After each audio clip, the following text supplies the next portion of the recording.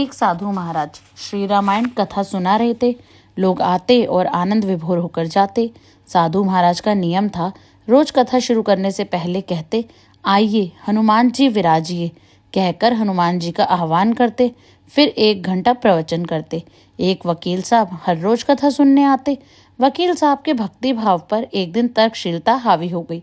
उन्हें लगा कि महाराज रोज आइए हनुमंत जी विराजिए कहते हैं, तो क्या हनुमान जी सचमुच आते होंगे? वकील साहब ने महात्मा जी से पूछ ही डाला, महाराज जी, आप रामायण की कथा बहुत अच्छी कहते हैं, हमें बड़ा रस आता है, परंतु आप जो गद्दी प्रतिदिन हनुमान जी को देते हैं, उस पर क्या हनुमान जी सचमुच विराजते हैं?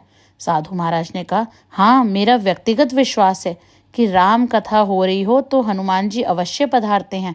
वकील ने कहा, महाराज, ऐसे बात नहीं बनेगी। हनुमान जी यहाँ आते हैं, इसका कोई सबूत दीजिए। आपको साबित करके दिखाना चाहिए कि हनुमान जी आपकी कथा सुनने आते हैं। महाराज जी ने बहुत समझाया कि भैया, आस्था को किसी सबूत की कसौटी पर नहीं कसना चाहिए। यह तो भक्त और भगवान के बीच का प्रेम रस है, व्यक्तिगत श्रद्धा का विषय है।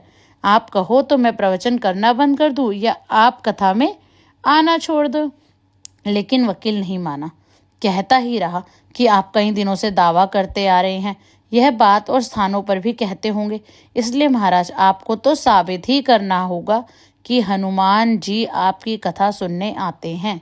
इस तरह दोनों के बीच में वाद विवाद होता रहा। मौखिक संघर्ष बढ़ता चला गया। हारकर साधु महाराज जी ने कहा, हनुमान जी हैं या नहीं, उसका सबूत कल दूंगा। कल कथा शुरू हो तब प्रयोग करूंगा। जिस गद्दी पर मैं हनुमान जी को विराजित होने को कहता हूँ, आप उस गद्दी को आज अपने घर ले जाना। कल अपने साथ उस गद्दी को लेकर आना और फिर मैं कल गद्दी यहाँ रखूंगा।